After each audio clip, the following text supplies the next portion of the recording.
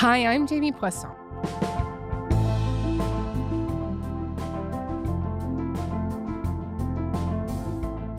So last week, we asked you to send us your questions about the tariffs and everything happening between Canada and the US right now.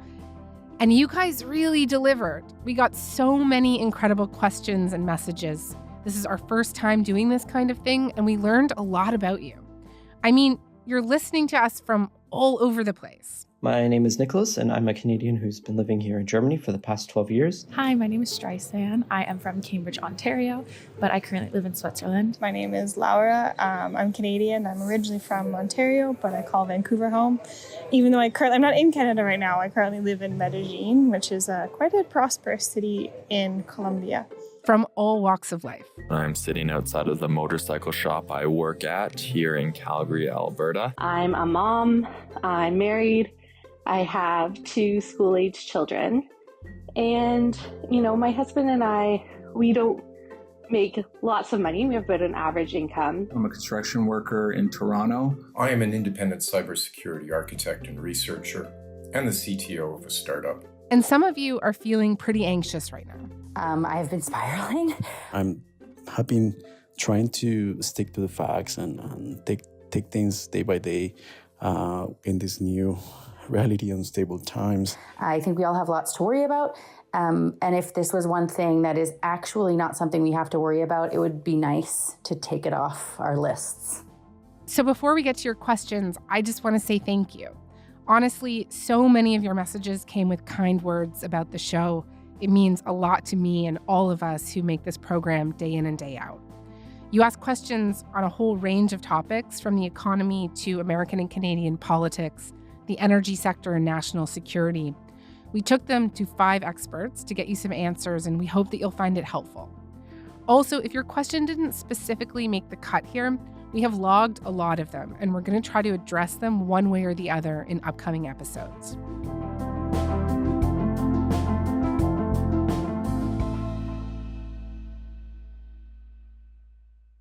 Understandably, a lot of you are worried about how tariffs are going to affect the economy and ultimately what it's going to mean for you financially.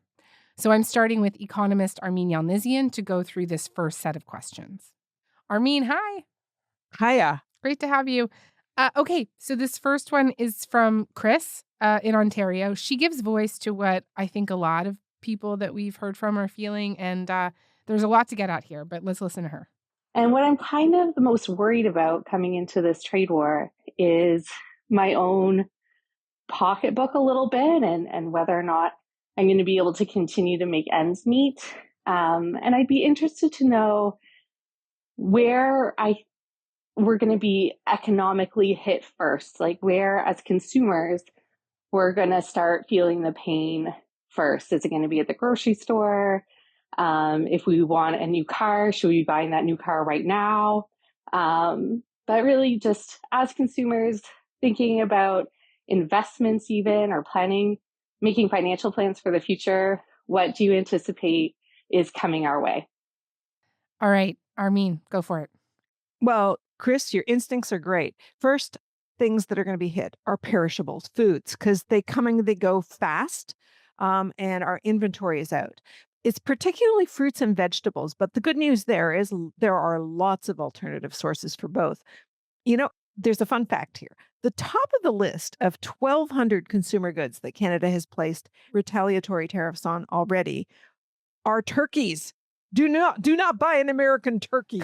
But seriously, appliances are big on this list, but there are plenty of non-American manufacturers of appliances. Yeah, they might be a little bit more expensive. They might be cheaper if they're made in China.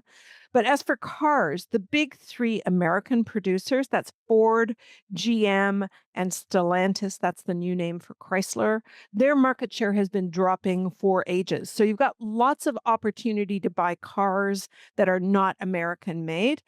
But the problem is going to happen now with phase 2. We are going to put retaliatory tariffs on aluminum and steel, and virtually every car has some of that in them. And she was also asking about investments and planning for the future, financial plans for the future. Any advice there?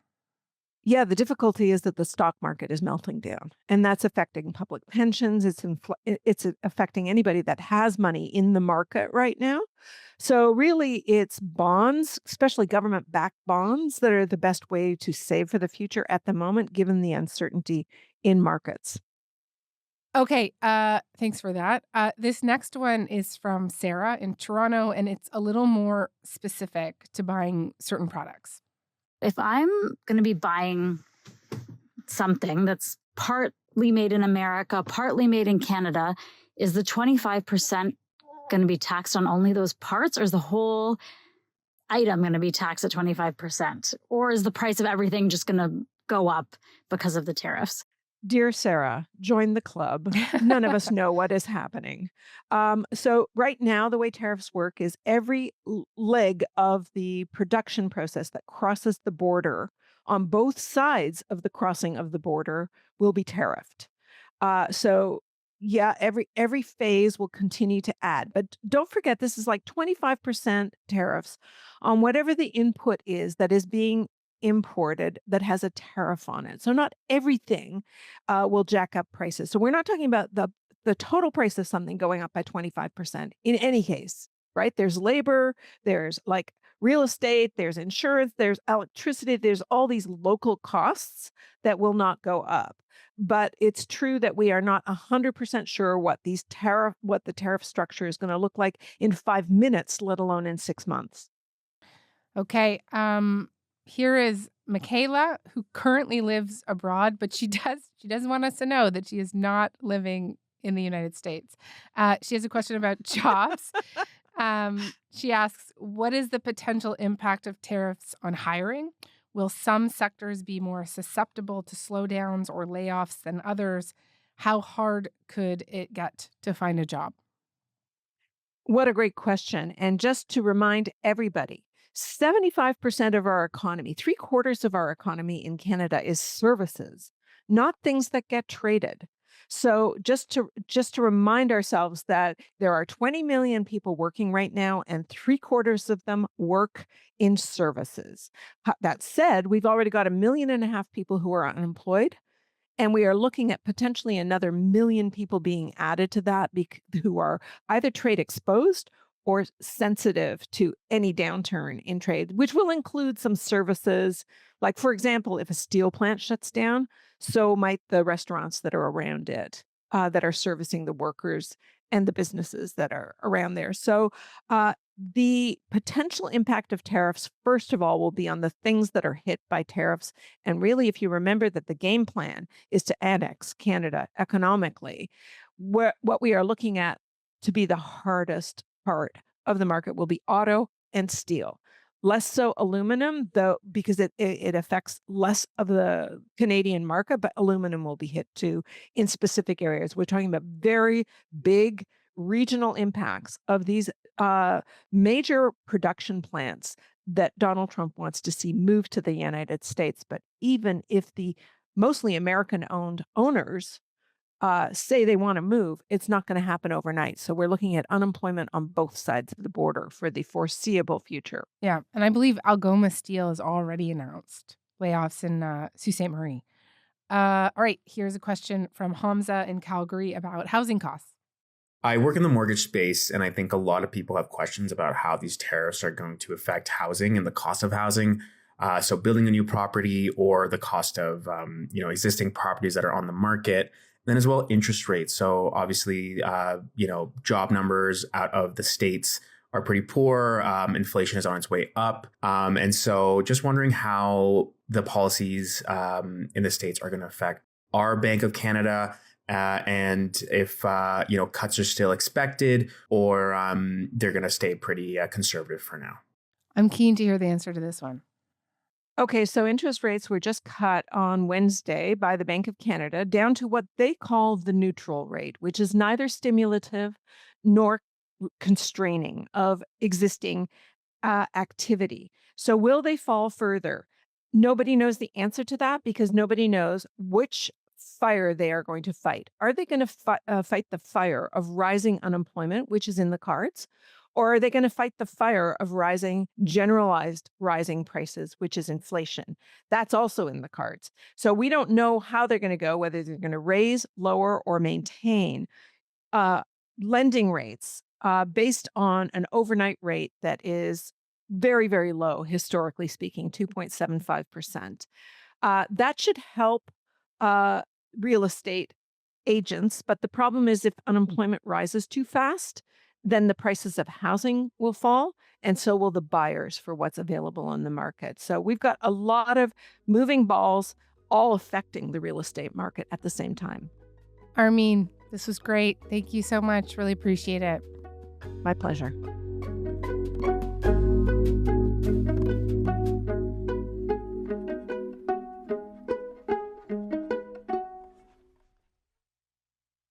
All right, let's do politics now. And who better than CBC's chief political correspondent, Rosemary Barton, to answer a few of them in between covering the barrage of news this week. Hey, Rosie. Hi, Jamie. Happy to be here. All right, this first one is from Katie in Edmonton. Though we are trying not to panic, I think there's many Canadians that are wondering how realistic this annexing situation is. I have been spiraling, but I would like to understand what would actually have to happen for the United States to annex Canada, and what would warning signs be that those steps were being taken or an actual plan to annex Canada was being implemented. Yeah, this annexing situation, as Katie from Edmonton says, is obviously deeply troubling and kind of scary for a lot of Canadians. I think we have to look at two things: what Donald Trump is saying and how our politicians are taking those threats. The first is that Donald Trump is saying that he obviously wants Canada to become the 51st state. He is doing things to our economy that are meant to destroy the Canadian economy, and saying that Canada would be better off militarily and economically if it became part of the United States. He has pointed to the border between Canada and the U.S. That was set centuries ago as an artificial line of separation. So those are all real things that he is saying, and there are things that Canadians and Canadian politicians are taking very seriously. It was Prime Minister Trudeau who first said that he believes Donald Trump wants economic collapse to lead to annexation. But other politicians, Pierre Poilievre, ministers, have said all those things as well. I don't think annexing means military invasion. There's no sign from anything Trump is saying or those around him that that's what he is talking about. But he is talking about tightening the screws economically to the point where Canada sees no path forward as a sovereign nation. And indeed, all the measures that the government is currently taking are to push back against that. So I think it's right to worry. It's right to be aware of it. But I don't see any sign that the Canadian economy and the country as a whole is going to give in to these threats. And this next one comes to us from Josh in Winnipeg. Jessica from Sudbury asks us to. I'm wondering if Trudeau or any other potential prime ministers have mentioned what they plan to do with the funds they receive through these reciprocal tariffs. Could they be used to help out Canadians whose jobs are affected by Trump's tariffs? I think that would send a really clear message of Canadian solidarity, using our tariffs to help our workers, as opposed to Trump, who one can assume is just going to use his tariffs to fund tax cuts for the extremely wealthy. This one is actually pretty easy. All party leaders have said that they will use the revenue from counter tariffs to help Canadians. Pierre Poilievre has specifically said the money would be given to the hardest hit workers. Liberals say the same, that this is money that would be used to support workers and industries.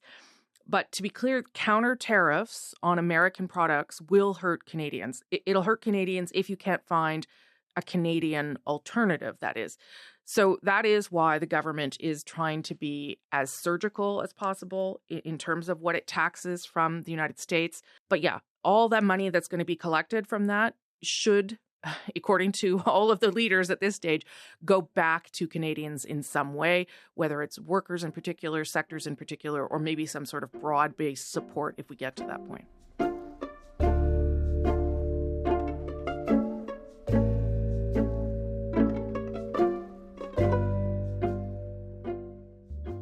Here's something we've been hearing a lot lately: interprovincial trade barriers. I'll let Corinne from Burnaby take it from here. I keep hearing all about these interprovincial trade barriers, but I don't know enough about it, and I don't understand what the restrictions are. And it seems crazy to me that we've been operating up till now with all these restrictions in place between provinces and territories. Can you explain what exactly these restrictions are and why are they finally being lifted now once Trump is threatening our sovereignty? Why didn't we do this before? Interprovincial trade barriers. I mean, this has been something that I have covered for more than 20 years as a political reporter. They have always been a source of frustration and criticism for politicians. Not something I think that Canadians sit around and talk about until now, because it does really seem like for the first time this country and the provinces are taking this pretty seriously.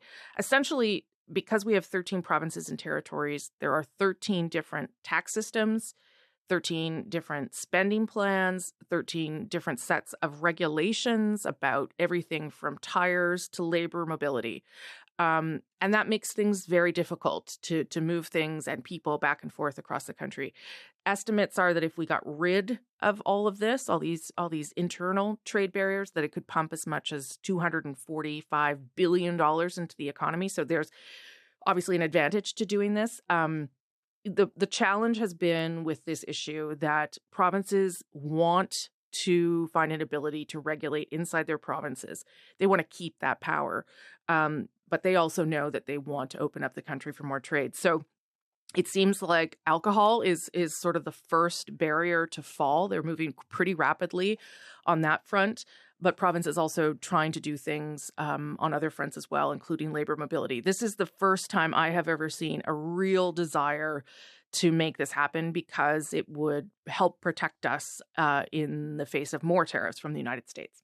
Okay, Kieran from Calgary has a question about Canzuk, essentially a new bloc with Canada and a few other Commonwealth nations. Frank from Greenfield Park, Quebec asked about this too. So here's what Kieran says. Considering the current global economic landscape, including the impacts of tariffs imposed by Trump and the ongoing trade tensions in general, should Canada, Australia, the UK, and New Zealand explore forming a supranational organization similar to the European Union? Could such a union, in response to these challenges, provide enough economic strength to act as a counterbalance to the major powers like China, Russia, or the US? And would it even be politically feasible, considering the diverse domestic and political landscapes and potential public resistance within each country? This is a really good question. It is being looked at. It's something called Canzuk. So Canada, Australia, New Zealand, and the UK. One of the proponents of this idea is the former Conservative leader, Aaron O'Toole. He talked to my colleague, JP Tasker, who wrote a really good piece about this. And he said, with the US pulling back, there should be a strong drive to get Canzuk done. The other good democratic countries need to step up and fill the void. To give you an idea of what it would be or what it would look like, those four countries combined have a combined GDP of $6.5 trillion and combined would have the world's third largest military force. So there's massive advantage in having some agreement between those countries. There have, though, been trade challenges. New Zealand has taken Canada to a trade tribunal over our dairy. So it's maybe not going to be as easy as we think, but there was a huge Canadian trade delegation that was in Australia in February. And certainly the British Prime Minister Keir Starmer has talked about the need to deepen the relationship between Canada and the UK. So if there's something that can be done within these four countries, Canada is working on it. But to be clear, it would help Canada to be in a better position with the trade because of the trade war in the U.S., but it wouldn't be enough to replace American trade. And of course, the fact that we are the neighbor of the United States complicates this further. But this is part of a conversation about a realignment on foreign policy, on security, and on trade that is happening and is live and real. Thanks so much, Rosie. Really appreciate it. Thanks for having me.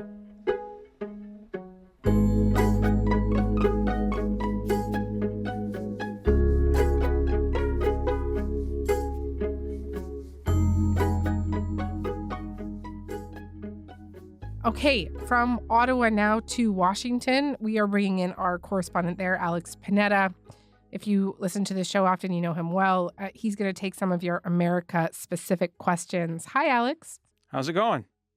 It's going great. I would ask you how it's going, but I think I know the answer. All right, this first question here is from Diane, which is basically about the American system and why Trump is able to operate the way that he does. It's similar to one we received from Elaine in Penn, Quebec. She asks, can you explain the U.S. government system, in particular, why the president and elected representatives don't have to address any questions in Congress or Senate from the opposition party, the Democrats? It's so odd to me that he is never directly challenged and has to answer specific questions. I think by he, she means Donald Trump. Okay, over to you, Alex. Sure. So to answer your question, we need to turn back time to the summer of 1787. A bunch of old guys in white wigs gathered in Philadelphia to design a constitution for a new republic. And this is a generation that abhorred the British crown, the monarchy. And so it was very determined to avoid a system like the one we know in Ottawa, the Westminster system, which I personally believe is a very good system. But they did not. They had just fought a revolution against it. And we're looking to ancient Rome, to the Roman Republic as their inspiration. And that system relied on different sources of power to check each other. So in the Republican system of government, you don't have the opposition getting up every day to ask questions of the executive branch of government because the executive branch is not present in the Congress. The idea is you separate powers. You have the executive branch led out of the White House on one end of Pennsylvania Avenue, and that branch is supposed to be resisted, fought by the legislative branch on Capitol Hill down the street. They don't exist in the same place. You know, if the Americans had the same political system that we do, the leader of the party with a majority in the House would be president. Mike Johnson would be president now. A few years ago, Nancy Pelosi would have been president, but they are not. The president is elected independently. And so the founders figured they were designing a system where ambition would check ambition. This is their choice of words. That basically the Congress would say, no, this is wrong. This is the law as we interpret it. And the president would try to push for additional power, but the Congress would check him. And in a way, that system has worked to a certain extent, but it's gotten distorted over time on a few different issues in a few areas.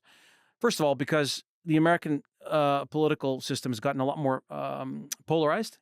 Republicans don't tend to challenge Trump anymore on an issue like tariffs. They're scared of challenging Trump because he's kind of like their party leader. So in a way, you're getting the worst of the parliamentary system. But it's not the way it was supposed to work. They weren't supposed to answer to the president. They weren't supposed to be scared of the president. They're supposed to be telling him, no, the buck stops here. You're not going to impose tariffs, and here's why. So the second reason that the system is not quite working as designed is over time, the U.S. Congress delegated its power over tariffs, right? After the Great Depression, the Smoot-Hawley tariffs, which many people believe made the Great Depression worse, Congress passed a couple of laws after the Depression, after World War II, essentially giving the president power to declare tariffs. Because I think there was a general widespread belief that Congress was very parochial. They were representing their own districts, their own industries, and they figured the president would wield this power more responsibly.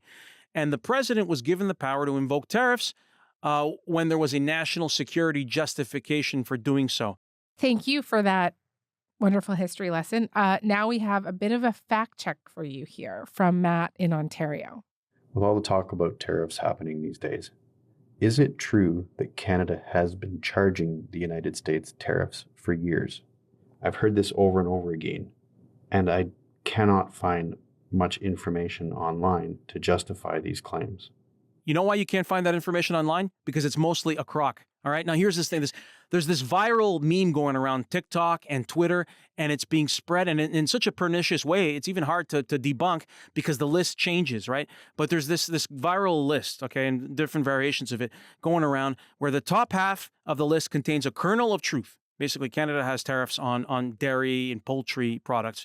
I say it's a kernel of truth because Canada has a supply management system where there would be tariffs if the United States exported anything beyond a certain level of dairy and poultry and eggs. Apparently hasn't even reached that limit, so they don't even pay those tariffs. So that's why I say it's a kernel of truth, but it's not really true. And the rest of that list, Canada charges like 100% tariffs on cars and steel. This is absolutely made up. So it's mostly fake, that list that you're seeing floating around social media. Okay. Here's one for you. We got a lot of messages from Canadians living in the U.S., like Corey in California and Megan, who moved down there for school. Here is M from Brooklyn. I grew up in the Greater Toronto area, but I've been living in the United States for the past 7 years.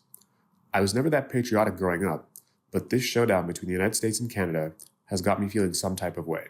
As an expat, what can I do to support Canada in these uncertain times? Should I move back? Should I buy more Canadian products? Should I write angry letters to my congressional representatives? Alex, you are actually a really good person to tackle this since you are a Canadian. So, while I've been living here for years, I haven't spent a lot of time thinking about how to lobby Americans. But I would say, I think a lot of Canadians are trying to take their holidays in Canada this year. A lot of people are, trying to raise awareness when they see something that's untrue, that's stated online, like this canard about Canada having all these tariffs on the United States. So maybe just, challenging things that are untrue when you see them.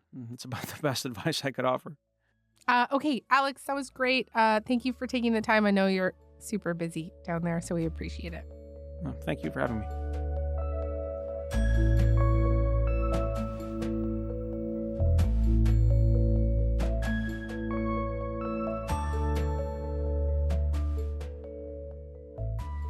All right, next up, I have Andrew Leach here with me. Hi, Andrew. Hi, thanks for having me. It's great to have you. So Andrew is an energy and environmental economist and a professor at the University of Alberta. A few of you had questions having to do with oil and gas and electricity, so let's run through them. Okay, the first one is from Megan, and it's about who controls energy exports, the provinces or the feds. Daniel Smith has talked about not allowing us to stop oil exports, but Doug Ford has talked about how energy exports are ultimately the purview of the federal government. So who is responsible for that, and could they force the provinces to stop? Trade is federal, so we can definitely see federal government policy that restricts exports, that places tariffs on exports, et cetera. And actually provinces historically have been very limited in what the courts will permit in terms of anything that affects international trade. And so the decision does lie with the federal government. That doesn't mean they're going to do so unilaterally. I think politically that would be challenging, but from a purely legal perspective, the power lies with the federal government. Right. The idea here being that if the federal government decided to stop oil exports to the U.S., the blowback from Alberta, for example, would be pretty intense. Well, and certainly a lot of our oil exports or a lot of our oil pipeline capacity that feeds Ontario and Quebec runs through the United States. So there are some logistical challenges there. And I think the most likely thing, if we were to physically restrict oil exports to the U.S., I think it would be a matter of hours before you saw flows on those pipelines that move through the Great Lakes states and into southern Ontario face similar restrictions. This is a question that's come up a few times, including from Jean-Philippe in Vancouver. But here is Isabel in Vancouver. In your conversation with Minister Wilkinson, he talked about the importance of a more resilient economy, and you talked about whether an east-west pipeline is an option. What I'm not hearing anyone talk about is why and if Canada should be building our own refineries and mills so that we can add our own value to our resources. create jobs, and then diversify who we can sell those value-added resources and commodities to? Great question, Isabel. Yeah, so we've had this conversation around refining for a long time, and I think people expect that a lot of the profit margin from oil and gas extraction is somehow closer to the end consumer, as it might be for something like lumber. There's higher profit margins in furniture than there might be in stumpage, for example. That's not true in oil and gas. The profit margins, the value, et cetera, addition is at the production side because that's what's scarce. You can build a refinery anywhere in the world, and so the profit margins tend to be much, much lower for that quote unquote value added or more intense processing. So we have refineries to meet our own demands right now. We're very small net exporters of refined products with a little bit of regional difference. So building more refineries would probably involve not us, magically earning much more revenue from our resources, would actually involve us taking a discount on our resources or subsidizing the production of fossil fuels, refined products that we don't need and that importantly the US doesn't need. And so we'd still be looking for other markets, pipelines, et cetera, to move those products offshore. So as an economic strategy, I think it would be deeply flawed. Final question. This is from Ulrich in Paisley, Ontario. He asks, essentially, if tariffs on electricity are hitting Democratic states, is that actually a pain point for the Republicans and for the president? It's a good question. And I know we've seen this on other files as well, where the president likes to turn this against the Democratic governors and Democratic administrations in cities or states in the U.S. We saw a little bit of this as President Trump reacted to Doug Ford's measures, where he said, first of all, okay, we're going to hit Ontario back with tariffs on steel and steel and aluminum.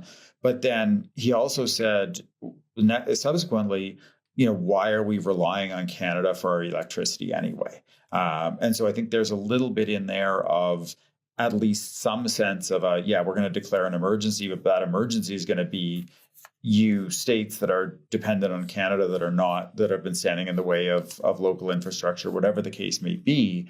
I'm going to find ways to sort of lever that as partly a you problem, not just a Canada problem. Andrew, thank you for this. We are very appreciative. Thanks. That was fun.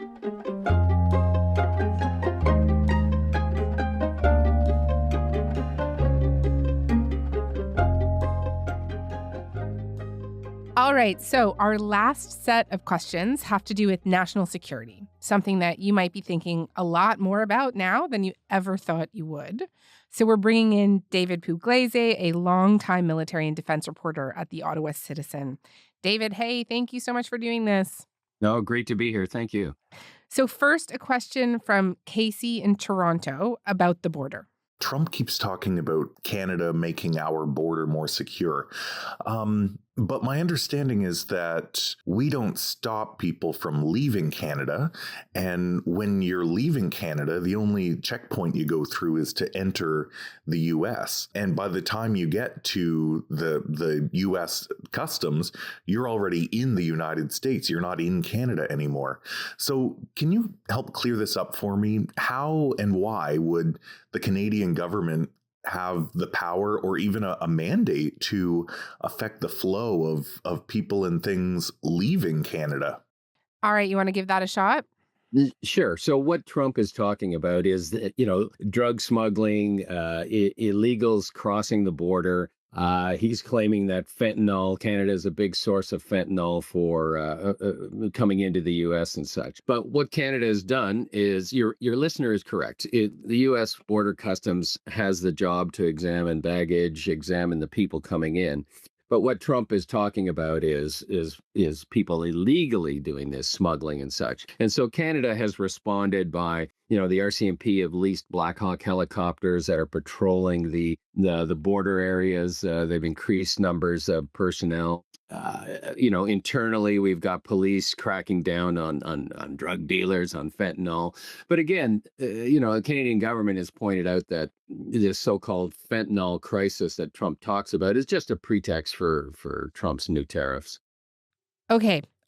Ken from Listowel, Ontario, has a question about military procurement, specifically stuff that we get from the U.S. I'm wondering about the wisdom in purchasing American equipment at this at this point. For instance, the F-35s, when Donald Trump is allegedly disabling HIMARS in Ukraine. As crazy as it sounds that such a thing would happen, I mean, look where we've come in these last 3 months. Okay. That is an excellent question. So It is. Hey, that was a good question. And so this is the same type of question that's being asked around the world, the European allies, in Canada as well. So, for instance, the F-35 fighter jet, which we're buying from the Americans at $19 billion, if they cut off the software, if they cut off the supply of parts, those planes will not be flying. And as your listener pointed out, before Trump came along, then no one was talking about this. But we have a very erratic president in charge, and so this is a concern that is floating around official Ottawa. All right. And David, thanks for your time today. I have one final question for you. And this is from Douglas from BC. He has a question that we have actually been talking about here at Front Burner. This was a question that also came from Graham in Toronto. And Douglas asks, assuming for a moment that the true intention of the Trump administration is to take us over, how far should we go before we seriously poke the bear, resulting in a military response from the U.S.? For example, if we cut off electricity to some states, cut off petroleum exports entirely, and or stop any collaboration on water management, when is too far, prompting a military response against us, ending, in effect, our sovereignty? So that's a terrifying question, but one that I think a lot of Canadians are asking. We have, in normal course of events, these types of things would be negotiated through through diplomatic means.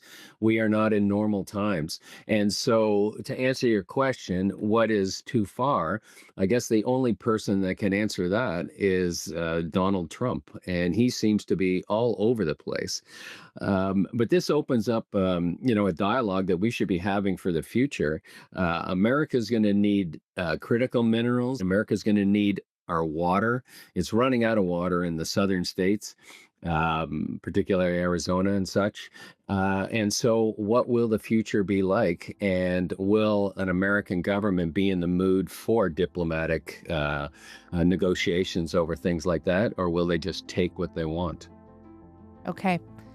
David, thank you. You're welcome. Thank you.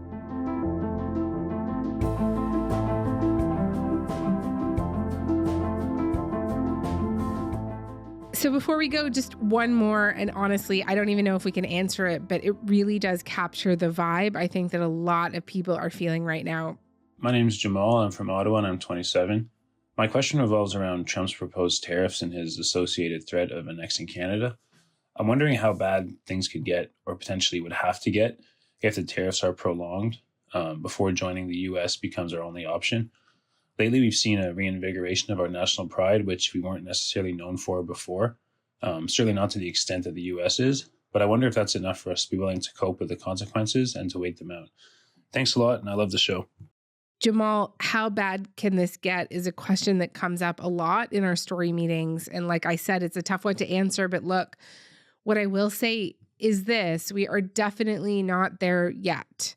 And so far, there has been a lot of walking back from the Trump administration, lots of extensions on tariffs, pulling back on escalations.